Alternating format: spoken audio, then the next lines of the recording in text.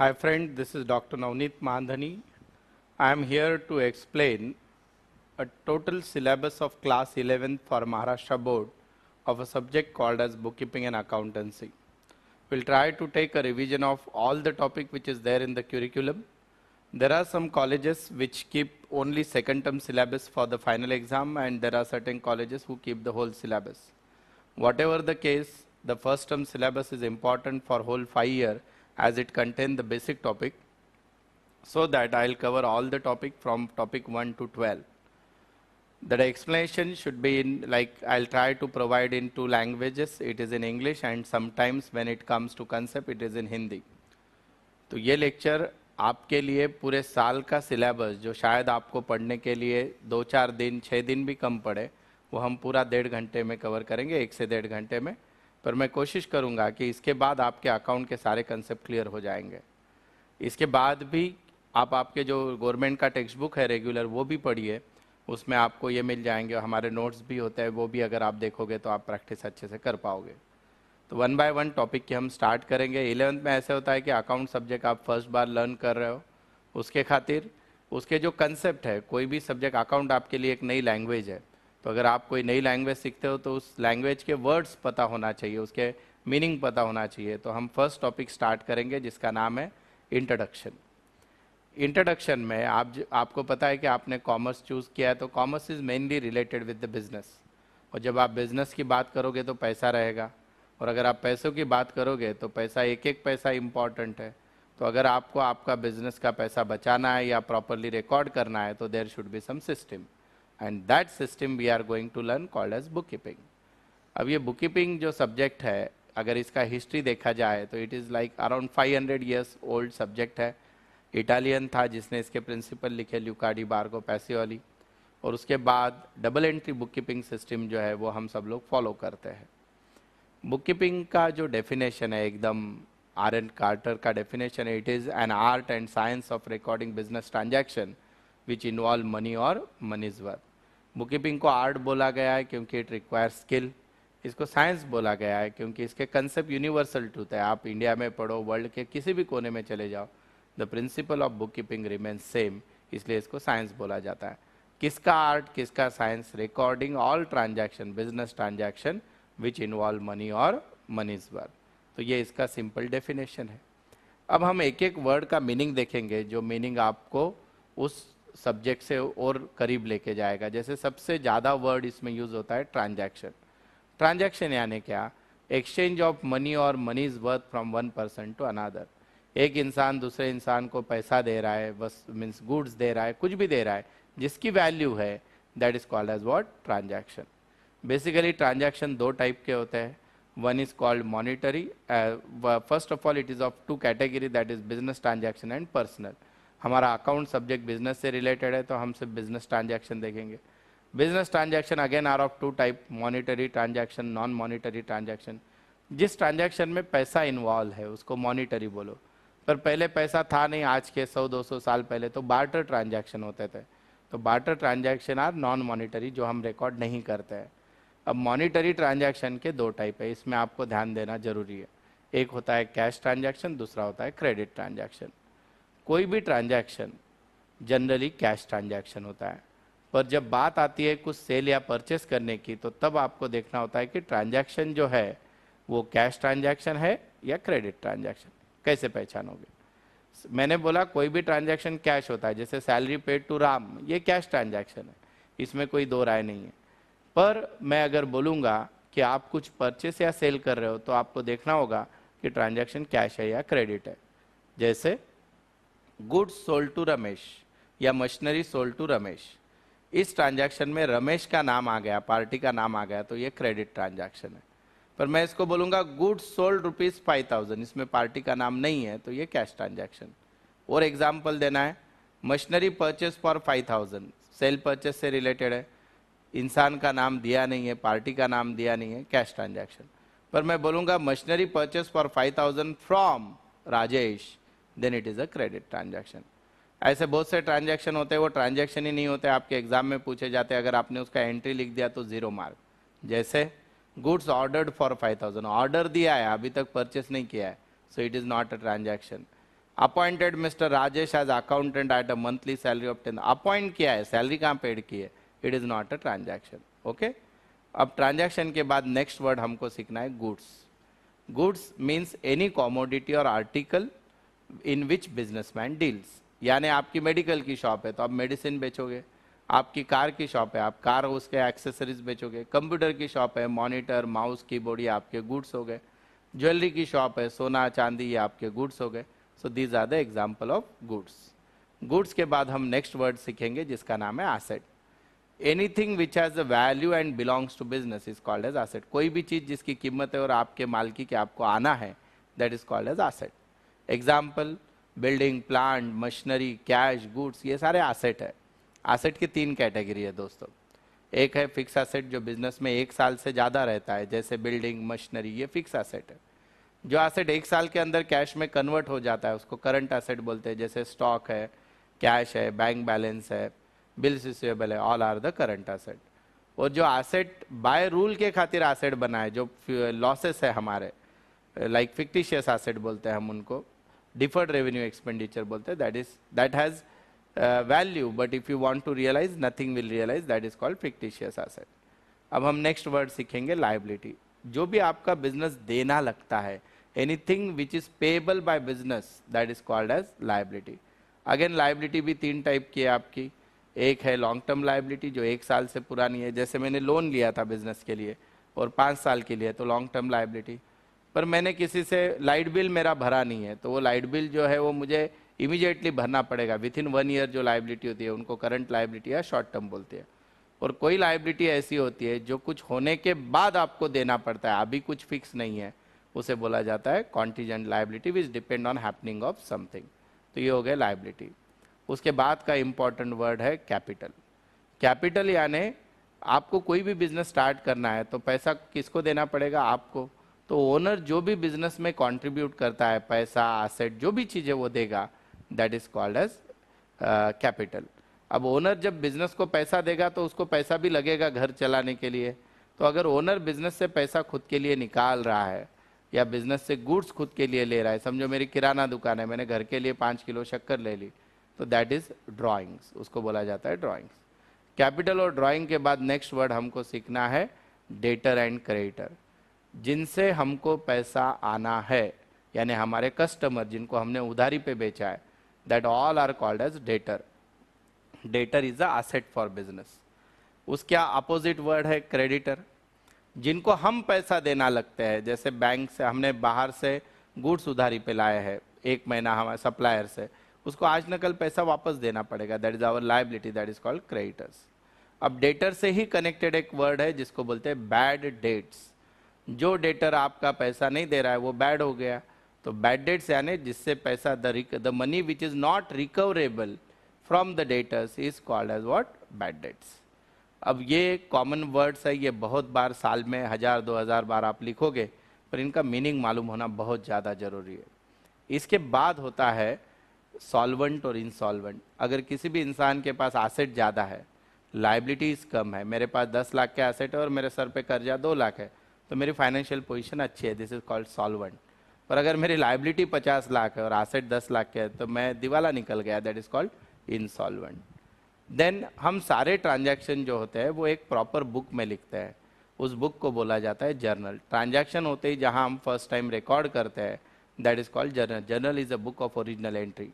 वो एंट्री लिखने के बाद उसका डिस्क्रिप्शन लिखा जाता है जिसको हम बोलते हैं नरेशन। और वो एंट्री फिर से हम बाइफरगेट करते हैं, अलग अलग क्लासीफाई करते हैं उसके नाम के हिसाब से। जैसे आप रफ नोटबुक में सारे सब्जेक्ट एक साथ लिखते हो, वैसे जर्नल, और फिर आप उसको सब्जेक्ट वाइज फेयर नोटबुक कहते हैं, वैसे अकाउंट में नाम के हिसाब से अलग अलग अकाउंट में उसको बाइफरगेट किया जाता है, दैट इज कॉल्ड लेजर और अकाउंट। और ये हर पेज का रेफरेंस दिया जाता है, उसको फोलियो बोला जाता है। फोलियो यानी पेज नंबर। हर पेज पे आए हुए अमाउंट की हम टोटल करते हैं, उसको बोला जाता है कास्टिंग। तो ऐसे बहुत सारे वर्ड्स है जो हमको बेसिक पता रहना चाहिए, then only you understand accounts. अब दूसरी चीज़ क्या होती है कि अब हमको अकाउंटिंग सीखना है, बुक कीपिंग सीखना है। बुक कीपिंग ये प्योर साइंटिफिक सिस्टम है, यानी हर ट्रांजैक्शन 2 बार रिकॉर्ड होगा। एक बार डेबिट होगा जिसको हम शॉर्टकट में DR बोलेंगे, डेबिट रिकॉर्डेड। सेकंड है CR, that we credit received और क्रेडिट रिकॉर्डेड, आप उसको बोलोगे। DR and CR। अब आप करोगे कैसे एंट्री, तो अब हम बहुत इंपॉर्टेंट पार्ट पे आ चुके हैं टॉपिक के, that is the rule of golden rule of double entry book keeping system. जरा ध्यान से सुनना। जब भी कोई ट्रांजैक्शन होता है, सबसे पहली ड्यूटी है कि उसको आपको अच्छे से पढ़ना है। पहला डिसीजन ये लेना है कि वो ट्रांजैक्शन है क्या। Most of the time it is a transaction. फिर उसके बाद उस ट्रांजैक्शन को क्वेश्चन पूछ के उसमें के अकाउंट ढूंढ के निकालना है, और अकाउंट आइडेंटिफाई करने के बाद उनका टाइप और उसका इफेक्ट। अब अकाउंट आइडेंटिफाई कैसे करोगे? Ask question to the transaction like salary paid ₹5,000। What paid? Salary. 5,000 यानी क्या हो गया? कैश। तो अब इसमें दो अकाउंट है, सैलरी और कैश। अब आपको ये देखना है कि ये इसका टाइप कौन सा है। तो दोस्तों अकाउंट के बेसिक टाइप दो है, एक है पर्सनल और दूसरा है इम्पर्सनल। पर्सनल यानी all type of natural person, Mr A, Mr B, Mrs Kulkarni, तो these are the natural person. Amitabh Bachchan natural person. Then personal में दूसरी कैटेगरी होती है आर्टिफिशियल, यानी ऑर्गेनाइजेशन के नाम, Reliance limited, bank of India, BMCC college, these all are the artificial person. और person में ग्रुप ऑफ पर्सन भी होता है, जैसे मुझे आप सबसे पैसा आना है तो debtor is a group of person, creditor is a group of person, capital also personal account, drawing also personal account. So these are the example of personal. इनको छोड़ के बाकी सारे इम्पर्सनल। अब इम्पर्सनल में दो कैटेगरी है, रियल और नॉमिनल। रियल में आते हैं सारे एसेट, यानी क्या कैश है, then your what you said building है, मशीनरी है, गुड्स है, ये सारे रियल अकाउंट है। और तीसरा कैटेगरी है नॉमिनल अकाउंट। नॉमिनल अकाउंट में आते हैं सारे expenses, losses, income and gains.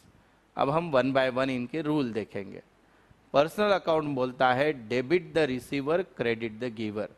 अगर मैंने आपको कुछ दिया है तो आप मेरे लिए रिसीवर हो गए, अगर मैंने आपसे कुछ लिया है तो आप मेरे लिए गिवर हो गए। Debit the receiver, credit the giver. कैसे याद रखोगे?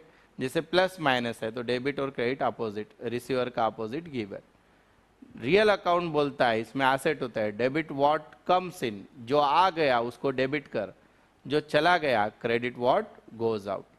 और नॉमिनल अकाउंट बोलता है debit all expenses and losses, salary, rent, taxes, general expenses, spending, ये सारे एक्सपेंसेस है, and losses, loss by fire, loss by theft, bad debts, ये सारे losses. Debit all expenses and losses, credit all incomes and gains, पैसा मिला, commission received, rent received, तो credit all incomes and gains. मैं फिर से repeat करूंगा।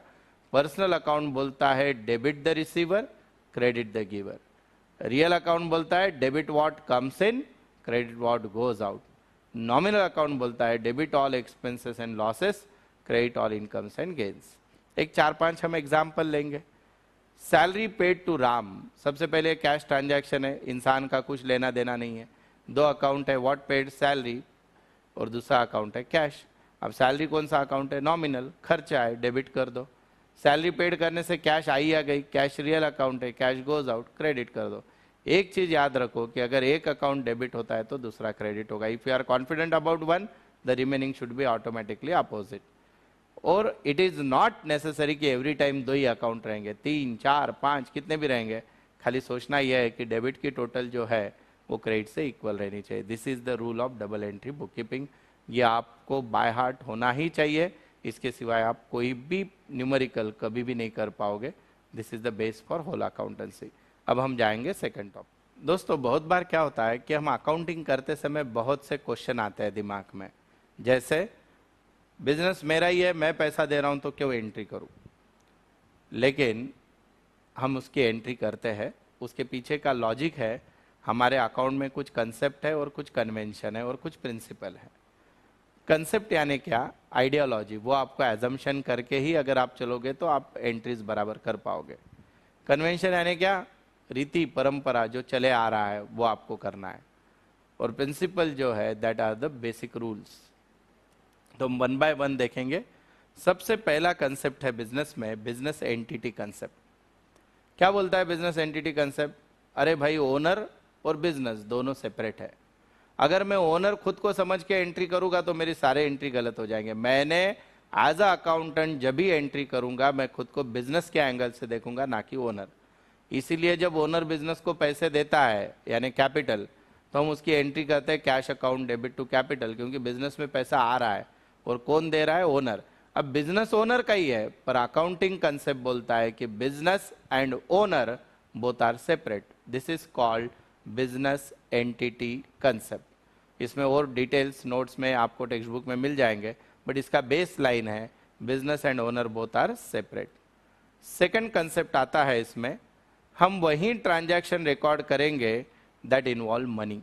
यानी आज बरसात बहुत हो गई, हमको क्या लेना देना है, बिजनेस में हम पैसे से नहीं गिन सकते, we never record it. Customer आके गालियां देके गया, you should not record it. Why? Because it does not involve money.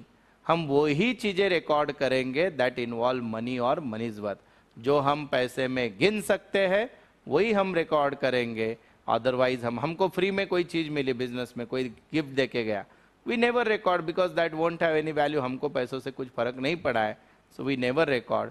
Money measurement concept बोलता है record only those thing which involve money और मनीज वर्थ। जिसको आप पैसों में गिन सकते हो सिर्फ उसको ही ट्रांजैक्शन बोलो और उसको ही रिकॉर्ड करो।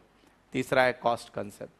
कोई भी चीज मार्केट वैल्यू से रिकॉर्ड मत करो। से फॉर एग्जाम्पल 10 साल मैंने एक बिल्डिंग ली थी, उसकी वैल्यू 5 लाख थी, आज 5 करोड़ हो गई, तो मैं उसको बैलेंस शीट में 5 करोड़ नहीं लिख सकता।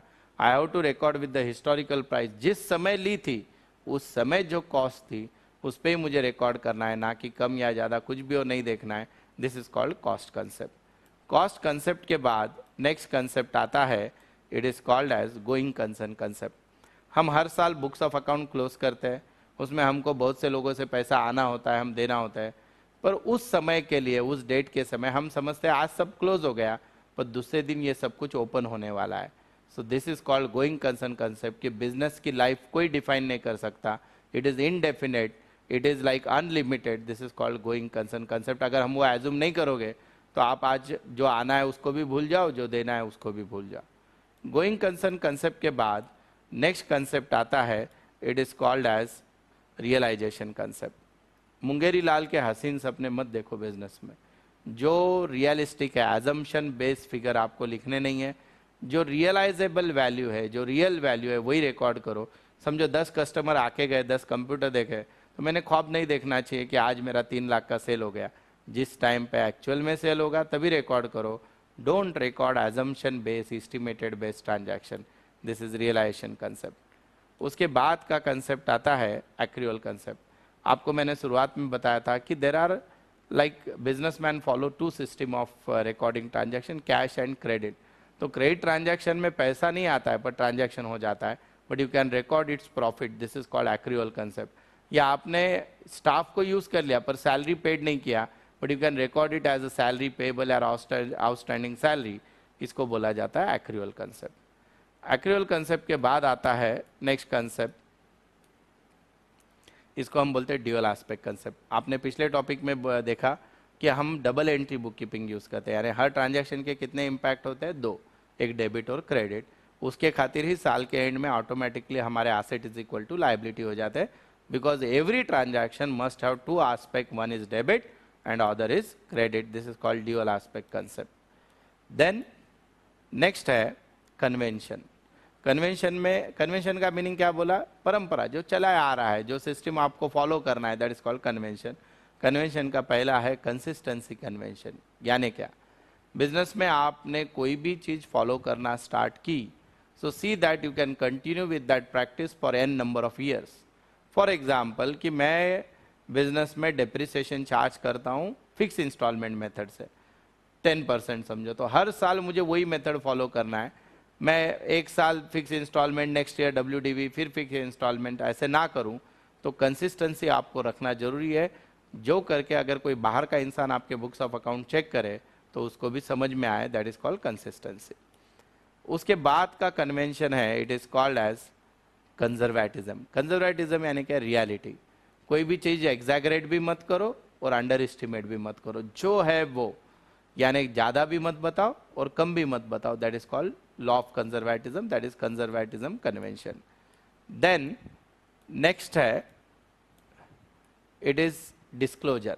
समझो आपने कुछ चेंजेस किए हैं, से फॉर एग्जाम्पल कि मैं हर साल फिक्स इंस्टॉलमेंट मेथड यूज करता था, इस साल से मुझे लगता है नहीं अब मैं WDV करूंगा और कंटिन्यू करूंगा, तो जो इंसान बाहर का आपके बुक्स ऑफ अकाउंट रीड कर रहा है तो उसको ये पता चले कि आपने मेथड बदल दिया है, आपने कैलकुलेशन कैसे किया है, वो आपको डिटेल नोट्स आपके फाइनेंशियल अकाउंट के नीचे देने चाहिए। That is called disclosure convention.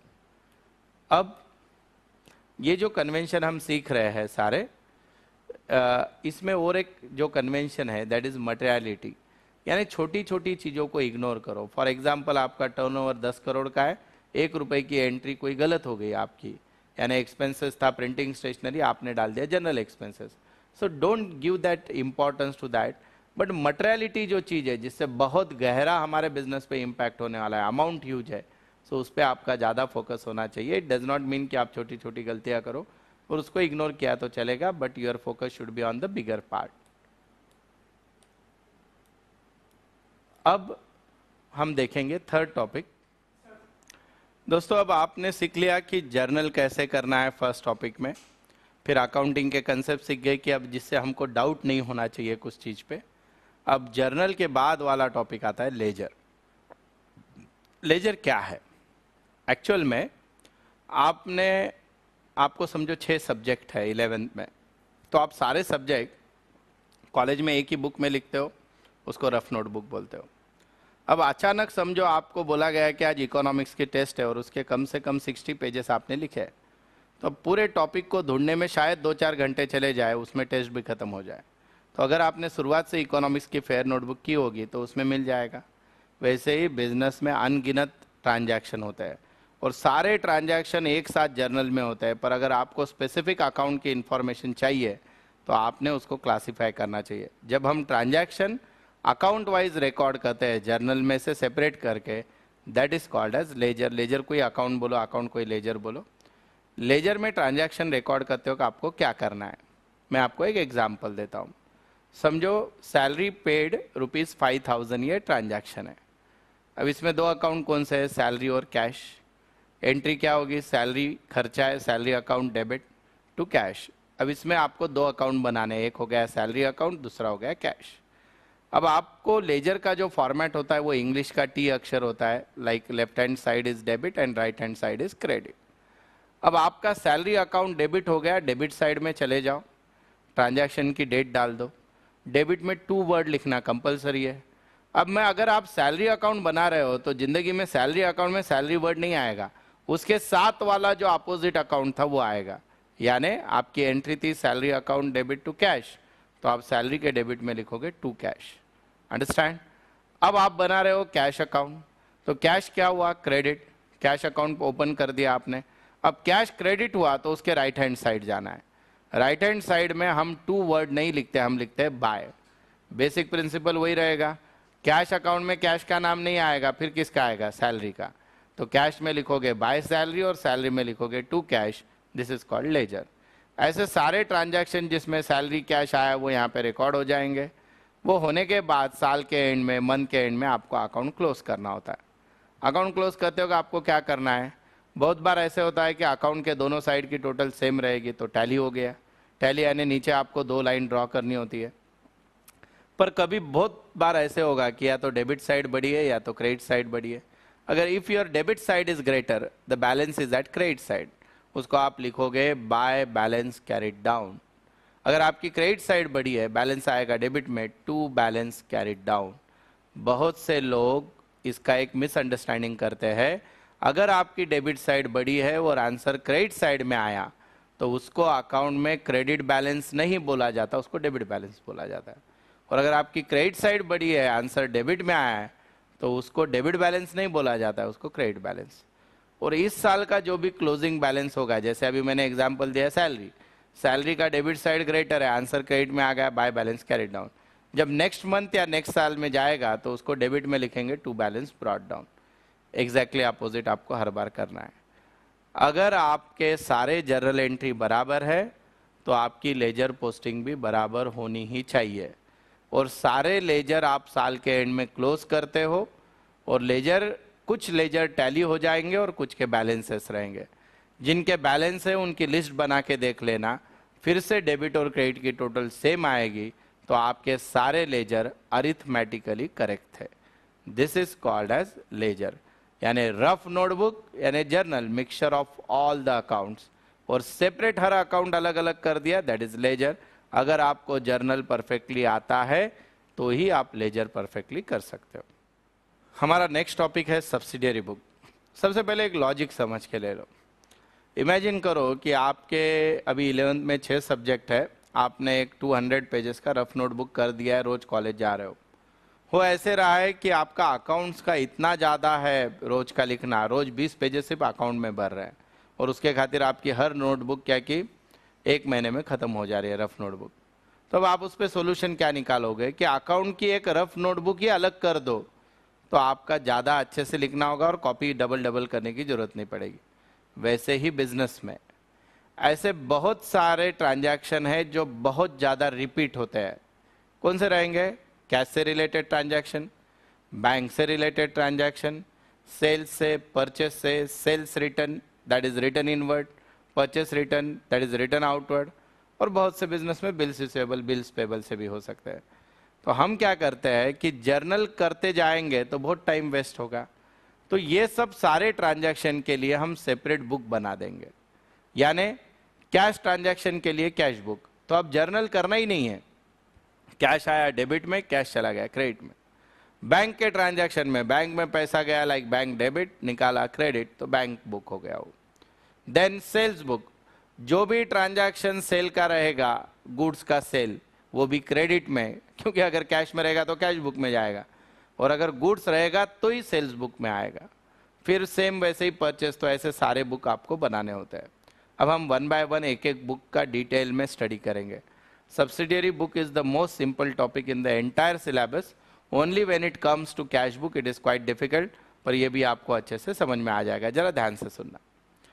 सबसे पहले जो 4 सब्सिडियरी बुक है वो गुड्स से रिलेटेड है। कौन से है? Sales book, purchase book, sales return, purchase return. Sales book, sales book के कॉलम कौन से होते हैं? डेट लिखना है आपको ट्रांजैक्शन की।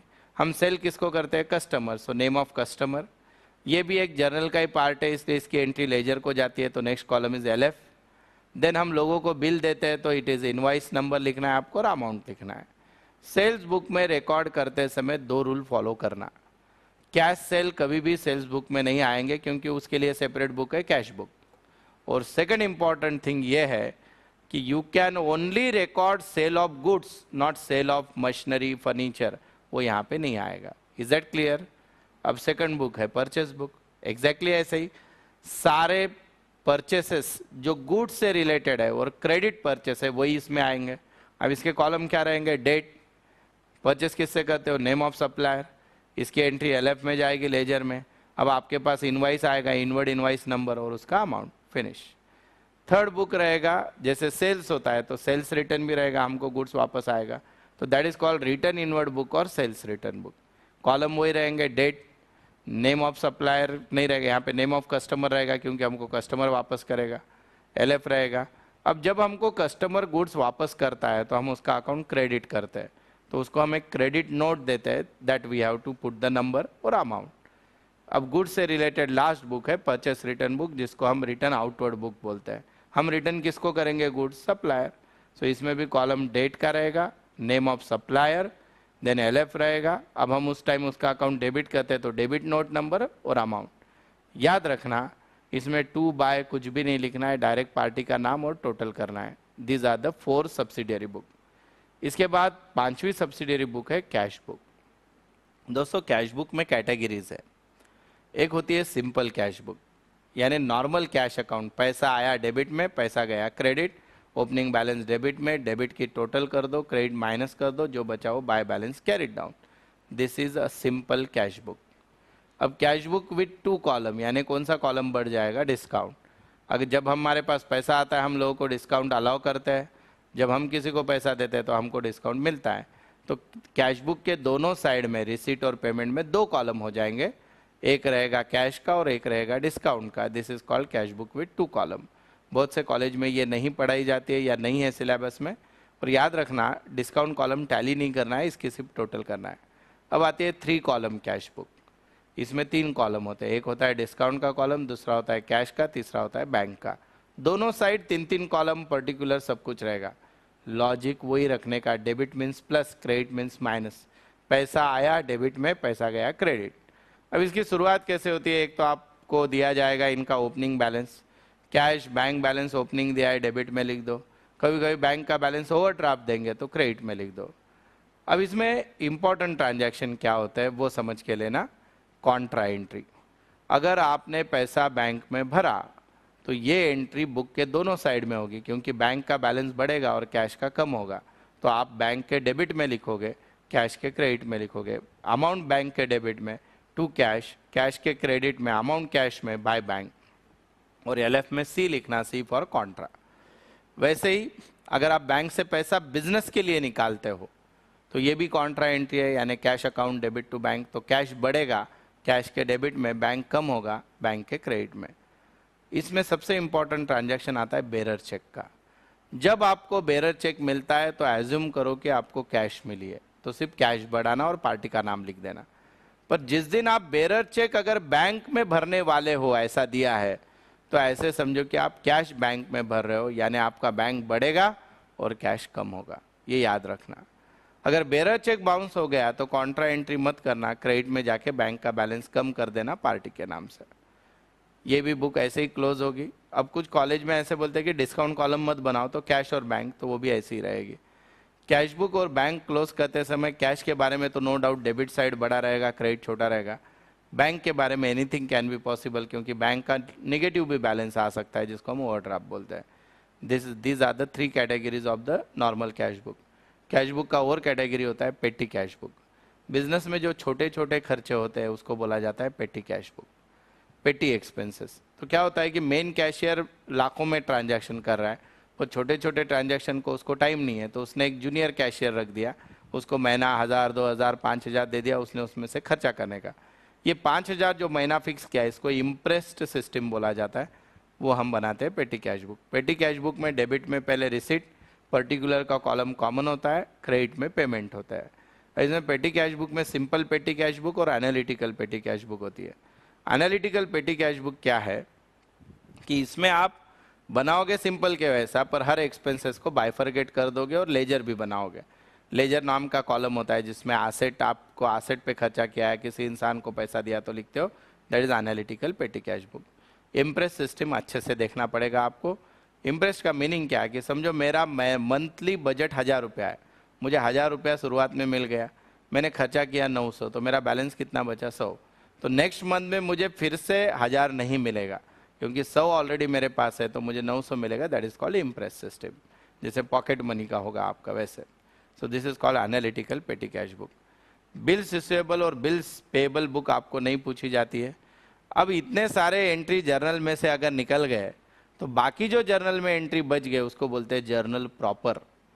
सर अब बाकी एंट्री बचेंगे कौन से? जैसे आपने एसेट क्रेडिट में सेल किया है तो ये एंट्री कहीं पे भी नहीं जाती है, तो वो जर्नल प्रॉपर में। Opening entries, closing entry, finalisation के एंट्रीज, ये सारे जर्नल प्रॉपर में होते हैं। This is all about subsidiary book. दोस्तों इसके बाद हम और एक थ्योरेटिकल टॉपिक सीखने जा रहे हैं। थ्योरी बेस है पर नॉलेज के हिसाब से बहुत ज़्यादा important. It is called source document. समझो आपको पापा ने 100 रुपये दिए, आपके गाड़ी में पेट्रोल डाल दे, आपने गाड़ी में पेट्रोल भरा, फिर घर पे आने के बोले अरे बाबा तूने पेट्रोल भरा है, पर क्या प्रूफ कि तूने 100 रुपये का पेट्रोल भरा है? तो आप क्या करोगे? ये देखो ये बिल पेट्रोल पंप का। This is called source document. यानी क्या? बिजनेस में जो भी ट्रांजैक्शन होते हैं, हर ट्रांजैक्शन से रिलेटेड कोई ना कोई डॉक्यूमेंट बनता है। वो डॉक्यूमेंट प्रूफ आपको रखने होता है। That document is called as source of that transaction, जिससे ये वेरीफाई होगा कि वो ट्रांजैक्शन हुआ था। This is called as source document. ऐसे बहुत सारे सोर्स डॉक्यूमेंट है, पर उसमें के कुछ इंपॉर्टेंट हम देखेंगे। आपको एग्जाम में या तो इस पे शॉर्ट नोट आएगी या तो डॉक्यूमेंट बनाने को बोलेंगे, या वेरी सिंपल केस वो पूछेंगे कि ये किस पर्पस के लिए कौन सा डॉक्यूमेंट बनाया जाता है। जैसे सबसे पहला है वाउचर। जब भी आप बिजनेस में खर्चा करोगे तो हर खर्चे के लिए उसका एक वाउचर बनता है, एक उसकी, जैसे रिसीट के साइज के आप अगर कोई भी पैसा देते हो तो एक पावती वगैरह बनते हो, वैसे हर खर्चे के लिए एक पेपर पे एक डॉक्यूमेंट बनता है। That is called voucher. Voucher में क्या होता है? मेनली किसके लिए वो खर्चा किया है। से फॉर एग्जाम्पल अकाउंट डेबिटेड, सबसे पहले तो आपको वाउचर का नंबर डालना है, डेट डालना है, बहुत से बिजनेस में प्रिंटेड रहेगा। समझो मैंने गाड़ी में पेट्रोल डाला तो मैं लिखूंगा डेबिटेड टू ट्रांसपोर्टेशन अकाउंट और ट्रैवलिंग अकाउंट। फिर लिखेंगे किसके लिए, for the purpose of petrol in office vehicle, कितना रुपया, 100 रुपया। अब उसके बाद क्या होता है कि उस पर 3 लोगों का सिग्नेचर होता है। एक तो आपके कैशियर की साइन रहेगी। अब बिजनेस में क्या होता है कि पूरे राइट्स कैशियर को नहीं देते, उसको उसके बॉस को पूछ के खर्चा करना है, तो दूसरी ऑथराइज सिग्नेचर में भी मैनेजर या ओनर की रहेगी। और तीसरी आपने खर्चा किया है, आपको वो कैशियर पैसे दे रहा है तो आपकी साइन होती है। सो दिस इज अबाउट वाउचर। अभी ये वाउचर में भी पेटी कैश वाउचर अलग होते हैं, नॉर्मल वाउचर। अगर छोटे छोटे खर्चे हैं तो पेटी कैश वाउचर बनेंगे, और कुछ बिजनेस में सारे खर्चों के लिए सिर्फ वाउचर ही बनाया जाता है। तो voucher is a document which is prepared to give explanation about the expenditure, that is called voucher. Voucher के बाद का जो डॉक्यूमेंट होता है हमारा, that is again important, it is cash memo. जब आप बिजनेस में सेल करते हो तो सेल 2 प्रकार के होते हैं, कैश और क्रेडिट। तो आप अगर बिजनेस में कैश सेल कर रहे हो तो उसका जो प्रूफ होता है, हम 2 कॉपीज में बिल बनाते हैं, ओरिजिनल कॉपी कस्टमर को देते हैं और डुप्लीकेट हमारे पास होती है। अब उस बिल में क्या रहेगा, serial number, quantity, rate, amount, आपका टैक्स का रजिस्ट्रेशन नंबर, इनवाइस नंबर, बहुत बार कस्टमर का नाम आप लिखते हो, that is called cash memo. Cash memo यानी जो बिल आप दुकान में कोई भी चीज़ परचेस करो आपको मिल जाता है, तो दुकानदार के लिए वो होता है कैश मेमो। कैश मेमो के बाद जो है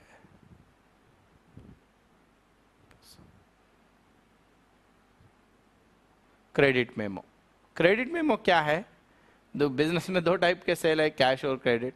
तो आप जब उधारी पे कोई चीज़ बेचोगे तो उसका नाम रहेगा credit memo. So when you sell the goods on credit you have to prepare credit memo. Same details रहेंगे, आपके दुकान का नाम, डिटेल्स, टैक्स का नंबर, वैट वगैरह, डेट, इनवाइस नंबर, वो 2 कॉपी में बनेगा, एक कस्टमर को जाएगा, एक आपके पास रहेगी, क्वांटिटी, रेट, अमाउंट, सारी चीज़ें उस पर लिखी जाएगी। देन उसके बाद हम बनाते हैं क्रेडिट मेमो के बाद बिजनेस का इंपॉर्टेंट डॉक्यूमेंट है रिसिट। हमको पैसा किससे मिलता है, हमारे कस्टमर के पास से। तो कस्टमर ने आपको पैसा दिया और कल आपको मुकर गए कि यार तूने कहाँ पैसा दिया था, या आपके कैशियर ने पैसे गायब कर दिए, तो आपके पास और कस्टमर के पास कुछ प्रूफ चाहिए, तो उसके लिए हम बनाते हैं receipt. Receipt again content date column, receipt number होता है, किन के पास से पैसा आया, पैसा किस मोड पे आया है, यानी कैश से आया, चेक से आया, डीडी से आया। चेक से आया तो चेक नंबर, बैंक का नाम, सब कुछ लिखा जाता है। आपके कैशियर की साइन होती है, कस्टमर की साइन होती है। 5,000 के ऊपर का अगर रिसीट है तो उस पर लाइक वाउचर में भी ये बहुत बार किया जाता है कि उस पर गवर्नमेंट का रेवेन्यू स्टैंप लगाते हैं 1 रुपये वाला। This is all about the receipt. Receipt is a document which prove that receipt was there.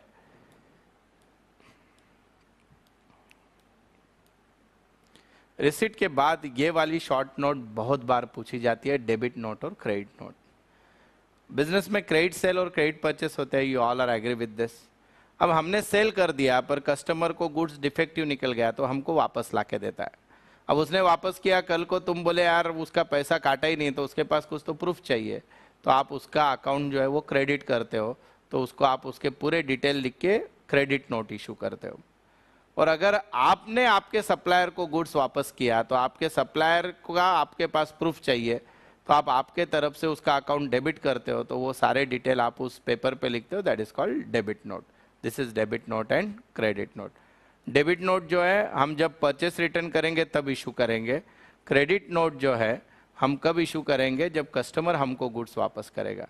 अब हम आते हैं बैंक के सोर्स डॉक्यूमेंट। आपको बैंक में पैसा भरने जाना है तो कैशियर के हाथ में डायरेक्ट नहीं दे सकते हो, मैनेजर के पास नहीं दे सकते हो, आपको एक डॉक्यूमेंट भरना होता है, उसको पे इन स्लिप बोलते हैं। पे इन स्लिप के 2 पार्ट होते हैं, एक छोटा वाला पार्ट कस्टमर के पास और पेपर का जो बड़ा हिस्सा होता है वो बैंक के पास। उसमें मेनली क्या होता है, आपका अकाउंट नंबर, किस नाम से अकाउंट है, अकाउंट का टाइप, सेविंग बैंक वगैरह, डेट, कैश भर रहे हो तो कैश का आपको वर्ड्स में लिखना है और नंबर्स में लिखना है, सिग्नेचर होता है, चेक भर रहे हो तो चेक का डिटेल, और जो बैंक की कॉपी होती है उसमें नोटों का आपको बाइफर्गेशन भी करना होता है, लाइक आप कौन कौन सी करेंसी भर रहे हो वो भी लिखना है, and then you have to make the signature and deposit into bank. उसका जो एक पार्ट होता है पेपर का, आपका एक्नॉलेजमेंट बोल के दिया जाता है, कल को बैंक में ट्रांजैक्शन रिकॉर्ड नहीं हुआ तो ये आपके पास प्रूफ रहेगा कि आपने पैसा भरा है। दिस इज कॉल्ड एज पे इन slip. These were the documents which we generally prepare for accounting purpose. ये 5 टॉपिक जो थे आपको फर्स्ट टर्म के सिलेबस में थे. अब हम आ रहे हैं सेकंड टर्म. सेकंड टर्म का सिलेबस बहुत ज़्यादा टेक्निकल बेस है. अगर आपके कंसेप्ट ज़्यादा कंफर्म है तो ये आपको सारे टॉपिक आसान लगेंगे. अगर कंसेप्ट नहीं है तो the chances are you feel the topic are very difficult. तो सेकंड टर्म का पहला टॉपिक है बैंक रिकंसिलेशन स्टेटमेंट. हो रहा है ना? Bank reconciliation statement means what. हमने कुछ देर पहले कैश बुक सीखी. हमारा जो अकाउंटेंट या कैशियर है हमारे बिजनेस में जो सारे ट्रांजैक्शन होंगे वो रिकॉर्ड करेगा कैश बुक में, और बैंक हमारे सारे ट्रांजैक्शन रिकॉर्ड करेगा समझो पासबुक में. मंथ या ईयर एंड होने के बाद बैंक में जितना पैसा हमारा है उतना ही हमारे कैश बुक में दिखना चाहिए. आपको क्या लगता है सेम रहेगा? तो कभी नहीं. हमारी कैश बुक कुछ अमाउंट बताती है, बैंक की पासबुक कुछ अमाउंट बताती है. यानी फ्रॉड हुआ है क्या? बिल्कुल नहीं. There are certain transactions which are recorded in passbook but not recorded in cash book, and there are certain transactions which are recorded in cash book but not recorded in passbook. This is these transactions we have to find out. और ये फर्क क्यों आया है वो आपको ढूंढ के निकालना होता है, उसका स्टेटमेंट बनाते हैं. This is called bank reconciliation statement. फिर से बताना चाहूँगा, we record all the transaction of the bank in cash book. Bank record all the transaction in passbook. At the end of a accounting period or a month, both balances must match. But most of the time, both transaction does not tally. So there may be a chances certain transaction recorded in cash book but not recorded in passbook. And there are certain transactions which are recorded in passbook but not recorded in cash book. तो वो सारे आपको ढूंढ के reconcile करना है. That statement is called bank reconciliation statement. इसके एक थेरोटिकल या लॉजिकल मेथड है जो हम फॉलो करते हैं 11th के लिए. आपको क्या करना है सुन के लो. मेजर ऐसे 8 रीजन है जिसके खातिर ये ट्रांजैक्शन जो है डिफरेंस बताते हैं. और उससे भी पहले आपको ये समझना होगा कि आपको प्रॉब्लम का टाइप आइडेंटिफाई करना है. टाइप यानी क्या? आपको अगर कैश बुक के ट्रांजैक्शन दिए हैं तो कैश बुक का बैलेंस दिया है तो आपका आंसर पासबुक का होगा. अगर पासबुक का बैलेंस दिया है तो आंसर कैश बुक का. Is that clear? अब कैश बुक के 2 टाइप के बैलेंस होते हैं. Bank balance as per cash book, जिसको हम debit balance as per cash book भी बोलते हैं. इसको हम बोलेंगे टाइप नंबर 1. यानी आपकी कैश बुक बोल रही है कि बैंक में पैसा जमा है. Second category, bank overdraft as per cash book या credit balance as per cash book. यानी आपकी कैश बुक बोल रही है कि आप बैंक को पैसा देना लगते हो क्योंकि आपका बैलेंस निगेटिव हो गया, अनफेवरेबल हो गया. That is bank overdraft. तीसरी category, bank balance as per passbook. Bank की पासबुक बोल रही है कि बैंक में आपका पैसा जमा है. इसको credit balance as per passbook भी बोला जाता है. फोर्थ कैटेगरी है bank overdraft as per passbook. यानी पासबुक बोल रही है, बैंक बोल रहा है आपसे पैसा आना है, तो उसको debit balance as per passbook भी बोला जाता है क्योंकि मेरा डेबिट यानी बैंक का क्रेडिट. अब आपकी पहली ड्यूटी ये रहेगी किसी भी प्रॉब्लम में कि प्रॉब्लम की कैटेगरी कौन सी है. 4 में से एक रहेगी, 5वां तो कोई है नहीं. कैटेगरी क्यों इंपॉर्टेंट है? क्योंकि अगर आपका प्रॉब्लम फर्स्ट या फोर्थ कैटेगरी का है, सर फर्स्ट क्या था भूल गए, bank balance as per cash book. Fourth category क्या थी? Bank overdraft as per passbook. अगर ये दोनों में से कोई भी टाइप है तो इसको बोलने का नॉर्मल प्रॉब्लम. नॉर्मल प्रॉब्लम यानी जैसे सोचो वैसे करो. आपने प्लस सोचा प्लस करो, माइनस सोचा माइनस. और अगर आपके प्रॉब्लम की कैटेगरी 2 और 3 है, 2 और 3 यानी क्या? Bank overdraft as per cash book या bank balance as per passbook. तो सोचो वैसे ही, पर जब आप आंसर लिखने जाओगे ऐड को कर दो लेस और लेस को कर दो ऐड. अब हम सोचेंगे ये ऐड लेस नॉर्मली कब होते हैं, यानी फर्स्ट कैटेगरी और फोर्थ कैटेगरी कब होते हैं. ध्यान से सुनना. सबसे पहला एरर क्या होता है? Check deposited into bank but not cleared by bank.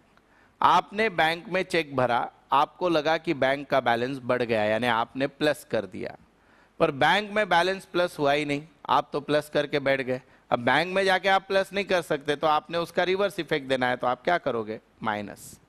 सो जब भी check deposited and not cleared आया तो उसका आंसर होता है माइनस. प्रॉब्लम का टाइप 1 या 4 है तो माइनस ही रखो, 2 या 3 है तो अपोजिट कर देना। सेकंड रीजन होता है check issued but not presented for payment. आपने किसी पार्टी को चेक इशू किया, यानी आपको लग रहा है कि आपके बैंक से पैसे कम हो गए, पर वो पार्टी ने बैंक में चेक डाला ही नहीं या नेक्स्ट मंथ में डाला, तो आपके बैंक में तो पैसे कम हुए नहीं, आप तो कम करके बैठ गए। अब क्या करोगे? तो आपको रिवर्स करना पड़ेगा। आपने माइनस किया था तो आप क्या करोगे? प्लस। सेम फिर से वही, मैं बार बार नहीं बताऊंगा। 1 और 4 कैटेगरी है तो इसका आंसर प्लस है, 2 और 3 रहेगी तो माइनस। तीसरा, चेक डिपॉजिटेड इनटू बैंक और बिल डिपॉजिटेड इनटू बैंक, जो आपने डिस्काउंट वगैरह किया होगा, dishonoured but not recorded in cash book. आपने एक चेक बैंक में भरा या डिस्काउंट करके पैसा भी बढ़ा लिया, पर वो चेक बैंक में पास हुआ ही नहीं। आप सपने देख रहे हो बैंक में पैसे बढ़ गए, तो बैंक में पैसे प्लस हुए ही नहीं। अब आप क्या करोगे? तो माइनस। फोर्थ रीजन होता है our customer directly deposited into bank. हमारे कस्टमर ने डायरेक्ट जाके हमारे बैंक में पैसा भर दिया, हमको पता ही नहीं। अगर आपके कस्टमर ने आपके बैंक में पैसा भरा तो बैंक का बैलेंस बढ़ेगा या कम होगा? बढ़ेगा। तो आप भी क्या करोगे? बढ़ाओगे तो प्लस कर देना। फिफ्थ होता है बैंक हमसे पैसा लेती है अलग अलग सर्विस के लिए, बैंक चार्जेस होते हैं। देन हमारा अगर ओवरड्राफ्ट है तो उस पर इंटरेस्ट लेते हैं, कमीशन लेते हैं। तो बैंक ने आपको चार्जेस डेबिट किए, इंटरेस्ट डेबिट किया और आपको पता नहीं, तो बैंक का बैलेंस क्या हुआ होगा? माइनस। अब आपको पता चला है तो आप भी क्या करोगे? माइनस। जैसे आपको बैंक इंटरेस्ट चार्ज करती है तो वैसे आपको इंटरेस्ट देती भी। अगर आपका बैंक बैलेंस है तो अगर बैंक ने आपको इंटरेस्ट क्रेडिट किया, यानी आपके अकाउंट में इंटरेस्ट बढ़ गया, पैसा आ गया, आपको पता ही नहीं, बैंक में तो पासबुक में बढ़ गया, अब आपको पता चला तो आप उसको क्या करोगे? प्लस। अब आजकल बैंक क्या करती है, आपके सारे खर्चे बैंक पेड कर देती है। एक बार आपने बैंक को बोल दिया मेरा लाइट बिल भर दो, टेलीफोन बिल भर दो, तो आपके स्टैंडिंग इंस्ट्रक्शन के बेस पे बैंक ने आपका लाइट बिल भर दिया, तो आपके बैंक से पैसा बढ़ेगा या कम होगा? कम होगा, माइनस। आपको पता ही नहीं, अब पता चल रहा है तो आप भी क्या करोगे? माइनस। जैसे बैंक आपके एक्सपेंसेस पेड करती है वैसे इनकम भी कलेक्ट करती है। समझो मेरे पास रिलायंस कंपनी के शेयर है और हर साल मुझे डिविडेंड मिलता है। मैंने बैंक को अथॉरिटी दे दी कि मेरा डिविडेंड आप कलेक्ट कर लेना, रिलायंस को बोल दिया कि मेरे बैंक अकाउंट में डालना, तो मेरे बैंक अकाउंट में डिविडेंड आ गया, यानी मेरा बैंक का बैलेंस बढ़ गया, पर मुझे पता ही नहीं। अब मुझे पता चला तो मैं क्या करूँगा? प्लस। तो ये ऐसे 8 मेजर रीजन्स है जिसके खातिर बीआरएस तैयार होता है। उसके अलावा एरर्स होते हैं, एरर वहाँ के वहाँ आपको इमेजिन करना पड़ेगा, कैलकुलेट करना पड़ेगा और उसके इफेक्ट देना पड़ेगा, over casting, under casting, but these are the major reasons. आपको फॉर्मेट कैसे रहेगा? जो बैलेंस दिया है वो लिख लो, ऐड वाले ऐड कर लो, लेस वाले लेस कर लो, फिर से बैलेंस निकालो। अगर क्वेश्चन है bank balance as per cash book, answer रहेगा bank balance as per passbook. Question है bank balance as per passbook, answer रहेगा bank balance as per cash book. This is all about BRS। One of the most important topic with the view point of knowledge, आपने journal कितने अच्छे से किया है, अगर आपको समझ के लेना है, या अगर मैं किसी अकाउंटेंट का इंटरव्यू ले रहा हूँ तो मैं उसको सबसे पहले उसका नॉलेज चेक करने के लिए बेस मेरा रहेगा रेक्टिफिकेशन ऑफ एरर। यानी हम जब जर्नल एंट्री पास कर चुके हैं उस समय हमारे हाथ से कुछ गलतियाँ हुई है, ह्यूमन एरर्स। अब वो एरर को हमको दुरुस्त करना है, that is called rectification of error. दोस्तों एरर 4 टाइप के होते हैं। एक होता है एरर ऑफ ओमिशन, दूसरा होता है एरर ऑफ कमीशन, तीसरा होता है एरर ऑफ प्रिंसिपल और फोर्थ होता है कॉम्पेंसेटिंग एरर्स।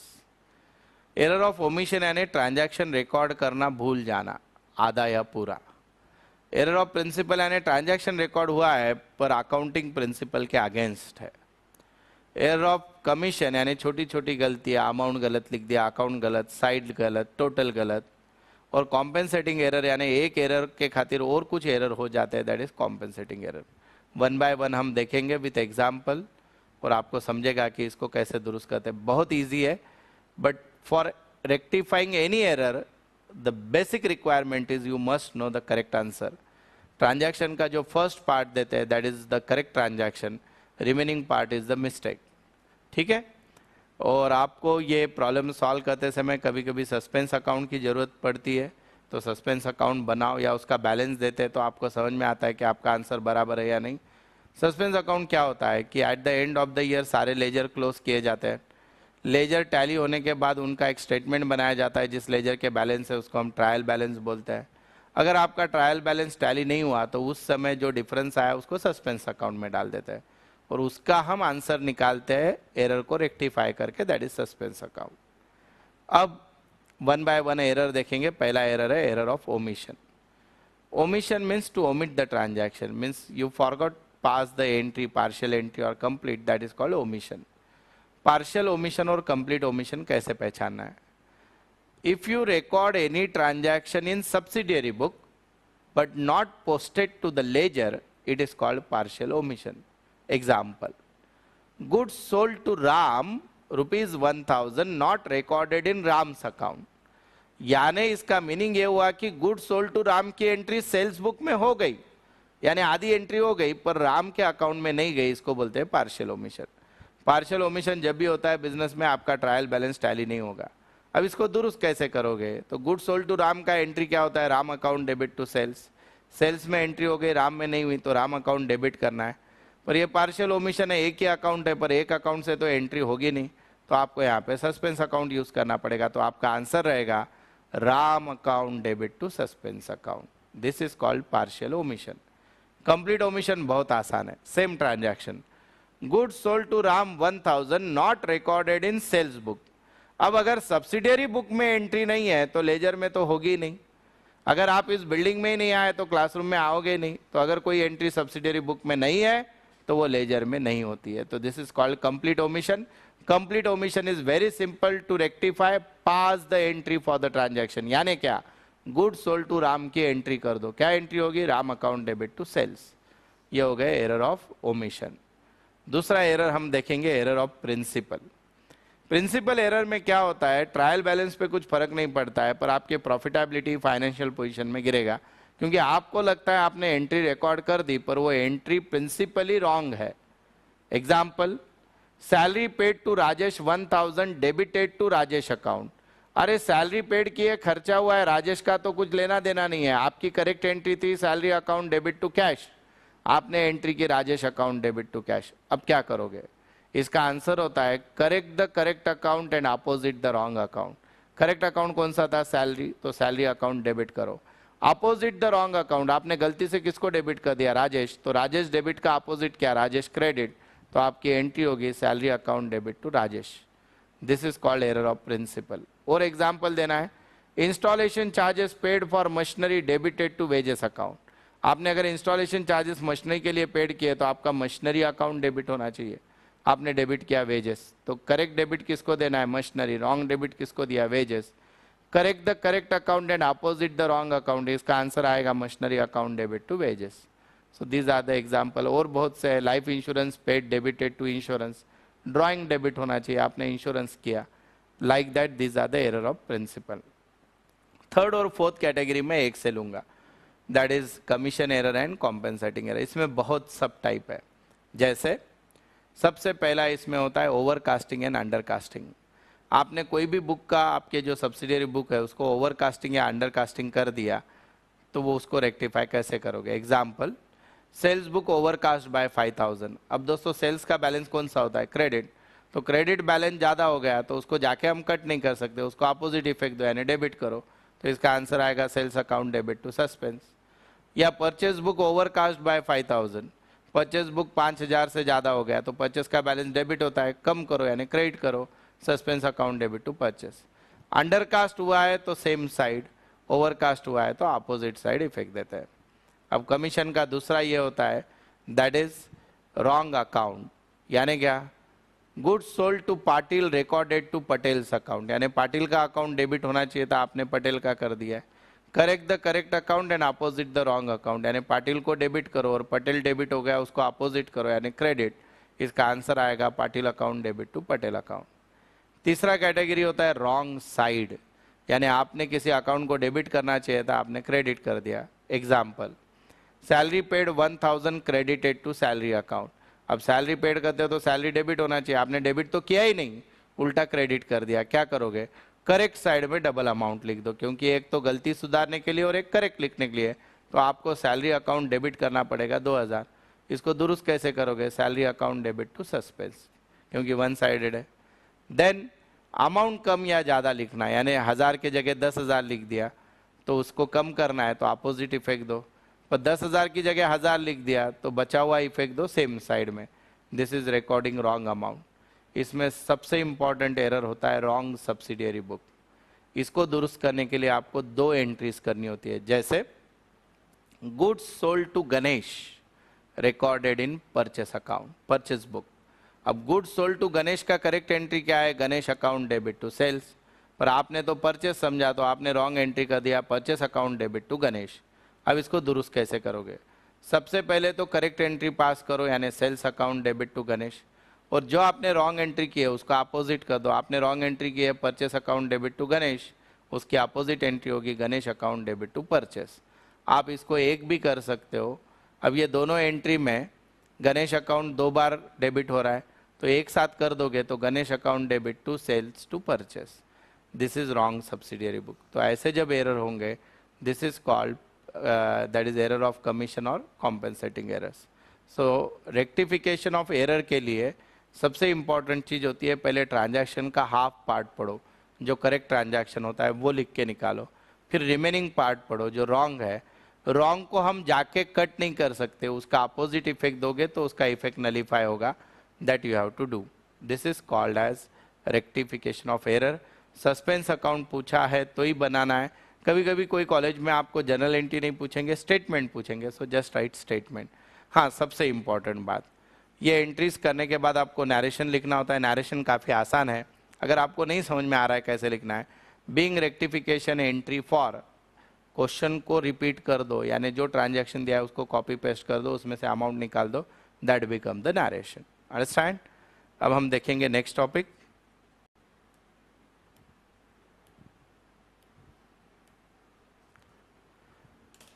पूरे साल का बेस और सबसे इंपॉर्टेंट टॉपिक, इसका नाम है फाइनल अकाउंट।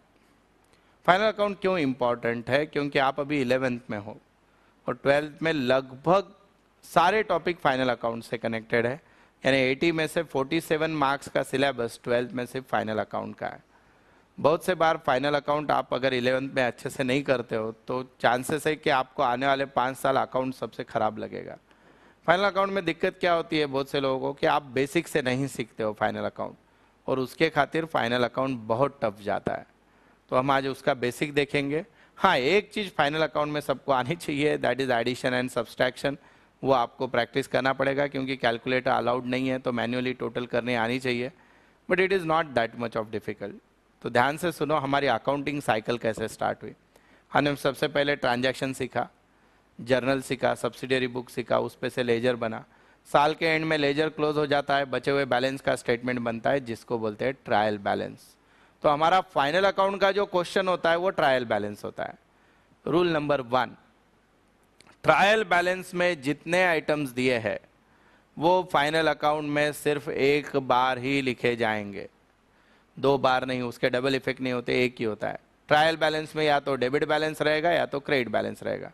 अब 11th का फाइनल अकाउंट जो है दोस्तों प्रोप्राइटरशिप का, यानी सिंगल ओनर है, तो उसमें आपको 3 चीज़ें करनी है, 2 अकाउंट और एक स्टेटमेंट। एक होता है ट्रेडिंग अकाउंट, दूसरा होता है प्रॉफिट एंड लॉस अकाउंट और तीसरा होता है balance sheet. Friends, trading account and profit and loss account are the account for the year. तो इसका हेडिंग होता है trading account for the year ended 31 March 2016, profit and loss account for the year ended 31 March 2016।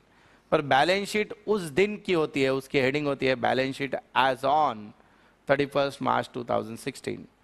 Trading के 2 side रहेंगे, debit credit, to and by. P&L profit and loss के 2 side रहेंगे, to and by. पर balance sheet में to and by नहीं लिखते हैं, left hand side में लाइबिलिटीज लिखना है, राइट हैंड साइड में एसेट लिखना है। अब हम रूल देखेंगे।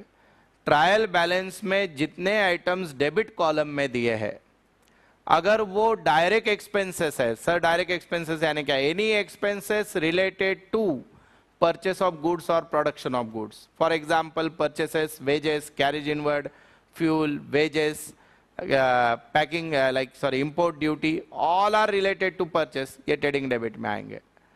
इनडायरेक्ट एक्सपेंसेस है डेबिट में, salary, rent, taxes, general expenses, depreciation, bad debts, advertisement, ये सारे इनडायरेक्ट एक्सपेंसेस है, प्रिंटिंग स्टेशनरी, ये सब P&L के डेबिट में आएंगे।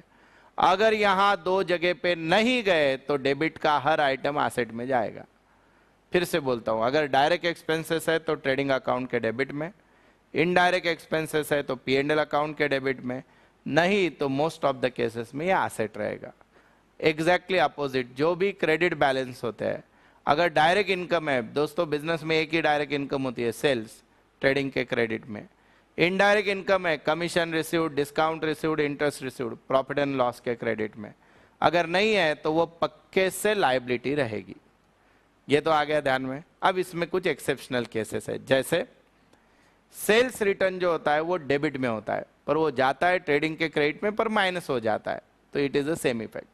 सिमिलरली परचेस रिटर्न होता क्रेडिट में, पर वो जाता है ट्रेडिंग डेबिट में, माइनस हो जाता है। वैसे ही ड्राइंग्स होती है, होता डेबिट में है, पर जाएगा लाइबिलिटी साइड, कैपिटल में से माइनस होगा। अब ट्रेडिंग ट्रायल बैलेंस में कुछ डिफिकल्ट आइटम्स है जो आपको कंफ्यूज करेंगे, उसके बारे में बताता हूँ। सबसे important, carriage, carriage inward, carriage outward. Carriage यानी आप जब गुड्स परचेस करते हो, जो ट्रांसपोर्टेशन का खर्चा होता है, उसको कैरेज बोलते हैं। सबसे पहले सिर्फ कैरेज दिया है तो वो डायरेक्ट एक्सपेंसेस है, वो ट्रेडिंग डेबिट में आएगा। कैरेज इनवर्ड भी दिया है तो वो भी डायरेक्ट एक्सपेंसेस है, ट्रेडिंग डेबिट में आएगा। पर कैरेज आउटवर्ड दिया है, यानी सेल पे होने वाला खर्चा, तो वो आपका जो खर्चा इनडायरेक्ट एक्सपेंसेस है, वो P&L के डेबिट में आएगा। क्लियर? देन नेक्स्ट आता है सैलरी एंड वेजेस। सिर्फ सैलरी दिया है, P&L डेबिट, वेजेस दिया है, ट्रेडिंग डेबिट। पर सैलरी एंड वेजेस दिया तो पहला वर्ड कौन सा है? सैलरी, इसलिए P&L डेबिट। पर वेजेस एंड सैलरी दिया, पहला वर्ड वेजेस है, ट्रेडिंग डेबिट। कभी कभी productive wages and unproductive wages, productive यानी डायरेक्ट, ट्रेडिंग डेबिट, अनप्रोडक्टिव यानी इनडायरेक्ट, P&L डेबिट। ये चीजें ध्यान रखना है। नेक्स्ट आता है इसमें, दैट इज ट्रेड एक्सपेंसेस। अगर आपके प्रॉब्लम में सिर्फ ट्रेड एक्सपेंसेस है, जनरल एक्सपेंसेस, सन्ड्री एक्सपेंसेस है, एडमिनिस्ट्रेटिव एक्सपेंसेस नहीं है, तो ट्रेड एक्सपेंसेस P&L के डेबिट में आएगा। पर इन तीनों में से कोई भी खर्चा आ गया तो ट्रेड एक्सपेंसेस जाएगा ट्रेडिंग में। अब आपने सारे आइटम्स प्लेस कर दिए। इसमें क्रेडिट में RDD होता है, उसके बारे में लास्ट में बोलूंगा। तो अब ये प्लेस करने के बाद आपको प्रॉब्लम के नीचे एडजस्टमेंट दी जाती है, वो पढ़ना है। वैसे तो 30 एडजस्टमेंट है, पर 11 में 15 एडजस्टमेंट आपको आनी चाहिए। कौन कौन सी है? सबसे पहली क्लोजिंग स्टॉक। क्लोजिंग स्टॉक के आपके दो वैल्यूज देते हैं, कभी कभी मार्केट प्राइस, कॉस्ट प्राइस। एक वैल्यू दी बहुत अच्छा, दो दी तो दोनों में से जो कम है वो ले लो, cost price, market price, whichever is less. समझो कॉस्ट प्राइस 20,000 है, मार्केट प्राइस 25 है, तो 20 ले लो। अब इसके दो इफेक्ट, एडजस्टमेंट यानी दो इफेक्ट मिनिमम देना है। तो क्लोजिंग स्टॉक का दो इफेक्ट होगा, ट्रेडिंग के क्रेडिट में और बैलेंस शीट के एसेट में। सेकंड एडजस्टमेंट आएगी डेप्रिसिएशन। डेप्रिसिएशन यानी एसेट की कीमत कम करो। समझो बिल्डिंग डेप्रिशिएटेड बाय 10%, बिल्डिंग में से माइनस कर दो, और दूसरा ये हमारे लिए लॉस है, प्रॉफिट एंड लॉस अकाउंट के डेबिट में लिख दो। तीसरा एडजस्टमेंट हम अब 3, 4, 5, 6 गुड्स से रिलेटेड देखेंगे। Goods distributed as free sample, आपने फ्री में गुड्स बांटे तो गुड्स गोज आउट ट्रेडिंग के क्रेडिट में। कुछ बुक में परचेस में से माइनस करते हैं, पर ट्रेडिंग क्रेडिट ज़्यादा आसान है। दूसरा इफेक्ट ये एडवर्टीजमेंट है, तो ये हमारा खर्चा है P&L के डेबिट में। नेक्स्ट एडजस्टमेंट होती है कि ओनर ने खुद के लिए गुड्स लिए, यानी ड्राइंग, फिर से गुड्स गया ट्रेडिंग क्रेडिट, ड्राइंग कैपिटल में से माइनस होता है, लाइबिलिटी साइड, वहां लिख दो। नेक्स्ट होता है goods lost by fire, insurance company admitted claim partly. यह ऐसी एडजस्टमेंट है जिसके 3 इफेक्ट होते हैं। Example, goods lost by fire 10,000, insurance company admitted claim for 7,000। Trading के क्रेडिट में गुड्स 10,000 का गया तो 10,000 लिख दो। 7,000 रुपया इंश्योरेंस कंपनी देने वाली यानी आना है, एसेट में लिख दो। और जो हमारा रियल लॉस हुआ है 3,000, लॉस बाय फायर, P&L के डेबिट में लिख दो। फिर गुड्स से रिलेटेड नेक्स्ट एडजस्टमेंट होती है, that is unrecorded purchase. Unrecorded purchase के दो इफेक्ट होते हैं। परचेस में ऐड कर लो क्योंकि परचेस रिकॉर्ड नहीं हुए हैं, और हम जिनसे परचेस करते हैं उसमें ऐड करो, यानी क्रेडिटर्स में, liability side. Similarly unrecorded sale रहेगा, ऐड इन सेल्स। और दूसरा इफेक्ट, हम किन को सेल करते हैं, debtors, add in debtors. Next दो एडजस्टमेंट बहुत ज़्यादा इंपॉर्टेंट है। डेटर पे आपको बैड डेट्स दिया जाता है, RDD दी जाती है और डिस्काउंट दिया जाता है। ये एडजस्टमेंट कभी भी किधर भी आने दो, पर आपको ये करते समय पहले बैड डेट्स करना है, फिर RDD करना है और फिर डिस्काउंट करना है। क्या होता है, बैड डेट्स यानी पैसा डूब गया, आरडीडी यानी डूबने वाला है, डिस्काउंट यानी हम कोई पेमेंट एडवांस जल्दी आ गया तो उनको डिस्काउंट देने वाले।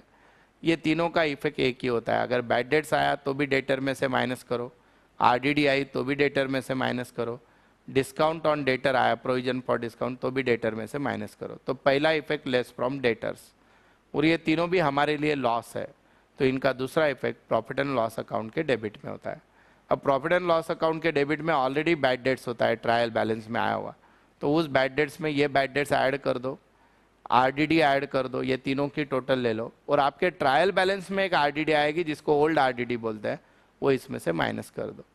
वैसे ही आपके ट्रायल बैलेंस में डिस्काउंट अलाउड रहेगा डेबिट में, उसमें ये प्रोविजन फॉर डिस्काउंट ऐड कर दो। अब ऐसे ही डिस्काउंट ऑन क्रेडिटर होता है, आरडीसी बोलते हैं। तो क्रेडिटर से डिस्काउंट यानी हमारी इनकम, तो क्रेडिटर में से माइनस करो, क्रेडिटर लायबिलिटी में रहेगा, और ये हमारी इनकम है, P and L profit and loss account के क्रेडिट में जो डिस्काउंट रिसीव्ड रहेगा उसमें ऐड कर दो। अब 4 एडजस्टमेंट जो 12th में बहुत ज़्यादा इंपॉर्टेंट है। एक है आउटस्टैंडिंग एक्सपेंसेस, यानी खर्चा हो गया पर पैसा पेड नहीं किया, this is called outstanding expenses. जो भी खर्चा है, समझो वेजेस है तो ट्रेडिंग में ढूंढ लो, सैलरी है तो पी एंड एल में ढूंढ लो, जो एक्सपेंसेस आउटस्टैंडिंग है उसमें ऐड कर दो। और आउटस्टैंडिंग यानी हम देना लगते हैं, देना लगते हैं यानी लाइबिलिटी, दूसरा इफेक्ट लाइबिलिटी। आउटस्टैंडिंग देना लगते हैं, इसका अपोजिट होता है प्रीपेड एक्सपेंसेस, यानी एक्सपेंसेस जो है आपने ज़्यादा पेड कर दिया तो एक्सपेंसेस बढ़ के दिखेगा। Less from expenses, generally insurance prepaid होता है, इसको अनएक्सपायर्ड भी बोलते हैं, उसमें से माइनस कर दो। और आपने लोगों को ज़्यादा दे दिया तो अब आपको आना लगेगा, the second effect should be balance sheet asset side. Then outstanding income, यानी इनकम आना है, तो इनकम कहाँ पे होती है, पी एंड एल के क्रेडिट में, वहाँ पे जाके ऐड कर दो। समझो इंटरेस्ट रिसीवेबल है, इंटरेस्ट में ऐड कर दो, और आना है तो दूसरा इफेक्ट होगा एसेट। वैसे ही इनकम रिसीव्ड इन एडवांस, यानी इनकम ज़्यादा आ गई तो इनकम में से कम करो, और उसका दूसरा इफेक्ट, आपको लोगों की इनकम ज़्यादा आ गई तो वापस करनी पड़ेगी, तो ये आपकी होती है लायबिलिटी। ये ऐसे मेजर 15 एडजस्टमेंट है, इसके अलावा interest on capital, interest on drawing वगैरह आती है, but these are the major adjustment. अब प्रॉब्लम को एंड कैसे करोगे, प्रॉब्लम में कोई हिडन एडजस्टमेंट है क्या देख लेना, कोई लोन लिया है, इन्वेस्टमेंट है वगैरह, या कोई खर्चा कम मंथ का है, वो सारे करने के बाद पहले ट्रेडिंग अकाउंट क्लोज करना। ट्रेडिंग की क्रेडिट साइड बड़ी आएगी, डेबिट में फ़र्क आएगा, जनरली उसको बोलने का ग्रॉस प्रॉफिट, उल्टा हो गया तो ग्रॉस लॉस। ये ग्रॉस प्रॉफिट जो ट्रेडिंग के डेबिट में आया, नीचे पी एंड एल के क्रेडिट में लिख दो। फिर प्रॉफिट एंड लॉस का टोटल करो, जनरली क्रेडिट साइड बड़ा आया, डेबिट छोटा आया, डेबिट में जो डिफरेंस आएगा उसको आप बोलोगे नेट प्रॉफिट। उल्टा हो गया, डेबिट बड़ा है, क्रेडिट छोटा है, that is net loss. Net profit आया, बैलेंस शीट में चले जाओ, कैपिटल में ऐड करो, नेट लॉस आया, कैपिटल में माइनस करो। What is the beauty of the problem, आपका बैलेंस शीट टैली हुआ तो ही प्रॉब्लम बराबर है। अगर आपने एक भी मिस्टेक की तो फाइनल अकाउंट कभी टैली नहीं होगा। जनरली फाइनल अकाउंट का एक सम किसी भी हालत में 30 मिनट्स में कंप्लीट होना चाहिए। This is all about final account. Friends, our next topic is computer in accounting. It is purely a theoretical topic. इसमें बहुत ज़्यादा एक्सप्लेन करने लायक है नहीं, पर मेनली आपको समझ में आना चाहिए कि nowadays in accounting nobody is using manual system. Even a small vendor is a small trader is there, they are using computerized accounting, and all of you are aware with that. Most of the people are using Tally. Tally is the name of software which we generally use for accounting purpose. Why it is used by all the business? Because it is very simple to use, user friendly है। अगर आप commerce background से नहीं हो तो भी entries कर सकते हो, इतना आसान है। और सिंप्लिसिटी इतना है कि हम मैनुअल अकाउंट में जर्नल, लेजर सब करते बैठते हैं, इसमें अगर आपने सिर्फ एक बटन दबाया, जो कीज़ दी है वो दबाए तो ही वो ट्रांजैक्शन हो जाएगा, उसका जर्नल, लेजर सब कुछ हो जाएगा। तो इसके फीचर्स क्या है कि एक तो यूज़र फ्रेंडली है, उसके बाद टाइम कम कंज्यूम होता है, तो इससे हमारी कॉस्ट बचती है। डेटा यू कैन सिक्योर, एक पेन ड्राइव में शायद 1 GB के पेन ड्राइव में 100 साल का डेटा बैठ जाए बिजनेस का। एंड मोस्ट इंपॉर्टेंटली इसको लीगल एक्सेप्टेंस है, सारे टैक्स डिपार्टमेंट वगैरह इसको मानता है। मैनुअल अकाउंटिंग के डिमेरिट्स क्या है कि आपको रिकॉर्ड संभाल के रखना है, जगह ज़्यादा लगेगी, कॉस्ट ज़्यादा लगेगी, चांसेस एरर हो सकते हैं, इसमें नहीं हो सकता। आप पासवर्ड प्रोटेक्टेड अकाउंट रख सकते हो, डेटा कहीं पे भी लेके जा सकते हो, जो मैनुअल में पॉसिबल नहीं है। And it is very again and again the same point, it is user friendly. तो आप ये टॉपिक प्रैक्टिकली पढ़ लेना। अगर इसमें से मेनली जब आप कभी टैली सीखोगे तो टैली का जब ओपन करोगे विंडो वगैरह तो आप देख पाओगे, that is computerize accounting. Friends, there are many colleges who keep one more topic. It is there in the syllabus, but many times it is ignored. It is depreciation. What is the meaning of depreciation? It is decrease in the value of fixed asset due to its use. Asset को जब हम use करते हैं तो day by day उसकी life कम होते जाती है, तो उसकी जो value कम होती है उसको बोलते हैं depreciation. Depreciation के basically दो methods है. अगर आप हर साल original cost पे depreciation charge कर रहे हो और हर साल सेम डेप्रिसिएशन लेते हो तो उसको स्ट्रेट लाइन मेथड या फिक्स इंस्टॉलमेंट बोलते हैं. पर आप हर साल डेप्रिसिएशन कम कम करते जा रहे हो, जो वैल्यू आ रही है उस पर फिर से डेप्रिसिएशन ले रहे हो, that is called return down value method और रिड्यूसिंग बैलेंस मेथड. मेथड कोई भी हो, अकाउंटिंग एंट्रीज जो होती है डेप्रिसिएशन की वो इंपॉर्टेंट है. वो एंट्रीज वन बाय वन आपको देखना है. सबसे पहले आप एसेट परचेस करते हो तो उसकी जर्नल एंट्री होती है asset account debit, machinery building जो भी है debit, to cash oblique bank account, आप जनरली कैश में परचेस कर रहे हो. तो फिर एसेट आने के बाद साल के एंड पे उस पर डेप्रिसिएशन चार्ज किया जाता है. डेप्रिसिएशन आपके बिजनेस के लिए लॉस है, एक्सपेंसेस, तो उसकी एंट्री होगी डेप्रिसिएशन अकाउंट डेबिट. एसेट कम होता है इसलिए टू एसेट. तो when you charge depreciation the entry should be depreciation account debit to fix asset जो भी है आपका. फिर ये जो डेप्रिसिएशन होता है वो आपका खर्चा है, वो प्रॉफिट एंड लॉस के डेबिट में जाता है. तो प्रॉफिट एंड लॉस के डेबिट में इसको भेजना है, इसको ट्रांसफर एंट्री बोलोगे. ये एंट्री होगी profit and loss account debit to depreciation account. Generally ये तीन एंट्रीज हर साल कंपलसरी होगी. पर अगर आपने किसी साल एसेट को बेच दिया तो उस समय आपको जो एसेट बेचा है जिस दिन, उस दिन तक के डेप्रिसिएशन की एंट्री फिर से करनी है, यानी depreciation account debit to asset. और अब आपने एसेट बेचा है तो पैसा आएगा और एसेट जाएगा, उसकी एंट्री होगी cash oblique bank account debit to fix asset account. अब होगा क्या, जब आप एसेट बेचोगे तो देर आर टू पॉसिबिलिटी, एक तो प्रॉफिट होगा या लॉस होगा. अगर एसेट बेच के लॉस हुआ तो एंट्री होगी profit and loss account debit to fix asset. अगर एसेट बेच के आपको प्रॉफिट हुआ है तो एंट्री होगी fix asset account debit to profit and loss account. अब ये तो हो गई जर्नल एंट्री. सर हमको लेजर का ही डायरेक्ट बता दो, कुछ लॉजिक है क्या? तो पक्के से जब भी आप कोई भी फिक्स एसेट का अकाउंट बनाओगे डेबिट में टू बैलेंस ब्रॉट डाउन होगा अगर फर्स्ट ईयर नहीं है तो. फिर आप अगर एसेट परचेस करोगे तो हमेशा डेबिट में लिखना टू कैश ऑब्लिक बैंक. अगर एसेट बेच के प्रॉफिट हुआ तो उसको भी डेबिट में लिखना to profit and loss account bracket में प्रॉफिट. डेबिट साइड में तीन ही आइटम आएंगे, ओपनिंग बैलेंस, परचेस और प्रॉफिट. क्रेडिट साइड में हर साल क्या आएगा? Depreciation by depreciation. अगर आप सेल करोगे तो by cash oblique bank, sale credit में आएगा. आपको सेल करते समय लॉस हो गया, by profit and loss account bracket में लॉस, क्रेडिट आएगा. एसेट की हमेशा डेबिट साइड बड़ी रहेगी, क्रेडिट साइड छोटी रहेगी. जो भी क्लोजिंग बैलेंस आएगा वो हमेशा क्रेडिट में आएगा, बाय बैलेंस कैरिड डाउन. और ये क्रेडिट वाला बैलेंस नेक्स्ट ईयर डेबिट में जाएगा टू बैलेंस ब्रॉट डाउन. और डेप्रिसिएशन अकाउंट तो एकदम आसान होता है. इसके डेबिट में हर साल एसेट का नाम लिखो टू फिक्स एसेट जो भी नाम है, क्रेडिट में bye profit and loss account, ये हर साल टैली होगा. This is depreciation account. इसका थ्योरी अच्छे से पढ़ना है. This is all about your class 11 syllabus. एक टॉपिक इसमें था ट्रायल बैलेंस जो लेजर में कवर होता है, पर जनरली ट्रायल बैलेंस में क्या करते हैं हम लोग, आपको लेजर पे से समझ में आता है, पर जनरली ट्रायल बैलेंस जब हम बनाते हैं तो कुछ चीज़ें याद रख लो. सबसे पहले ट्रायल बैलेंस टैली होना चाहिए आपका, तो ही बराबर है. अब ट्रायल बैलेंस टैली कब होगा? हमारे रूल्स है वही फॉलो करने हैं. जैसे कोई भी एक्सपेंसेस आ गया उसका बैलेंस डेबिट रहेगा, salary, rent, taxes, bad debts, losses debit में लिखने का. कोई भी इनकम हो गई, rent received, commission received, discount received, credit में लिख देना. कैपिटल का हमेशा क्रेडिट बैलेंस रहेगा, ओनर गिवर होता है, ड्राइंग हमेशा डेबिट रहेगा. कोई भी एसेट आ गया, बिल्डिंग, प्लांट, मशीनरी, डेटर, सारे डेबिट में जाएंगे. कोई भी लाइबिलिटी आ गई, creditors, bills payable, outstanding expenses, credit में जाएंगे. गुड्स से रिलेटेड चार account, purchase debit, goods comes in, sales goods goes out, credit, purchase return goods goes out, credit, sales return goods comes in, debit. Opening stock देते हैं debit में, और अगर closing stock दिया तो ट्रायल बैलेंस में लो मत लेना है तो दोनों कॉलम में लिखना. So this is a very simple, that is inherent topic before final account और included in ledger, that is trial balance. तो ये था आपका पूरा 11th का सिलेबस.